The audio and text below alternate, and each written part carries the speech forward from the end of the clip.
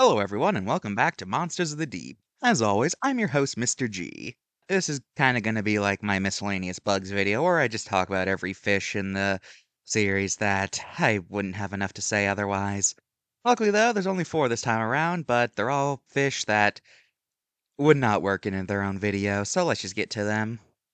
First, we got weaver fish. They're basically stonefish, but they don't look like stones. Also, they don't have a swim bladder, so they don't float. Yeah, you see why I made this video? That's basically all there is to them. Then there's triggerfish, belonging to the family Ballistidae. Primarily found in coral reefs, triggerfish have a diet of hard-shelled animals like clams or sea urchins, which they're able to eat thanks to flipping the urchin over to a side of less spines, and then they crack 'em open. Also, if they're threatened, they can wedge themselves into crevices thanks to their body shape. Then there's the Antarctic ice fish. These guys are able to survive in the cold depths of the Southern Ocean thanks to the fact that they have no hemoglobin in their blood, so it's clear, and in fact their blood instead has a protein similar to antifreeze, ensuring that they do not freeze to death. So yeah, these guys are very much ice cold sushi. That's a Madagascar quote. Then there's the pineapple fish.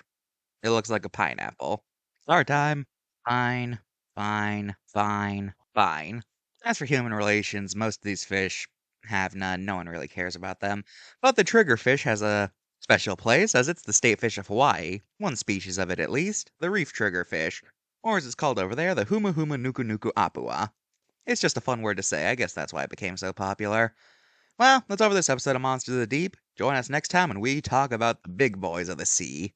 Goodbye.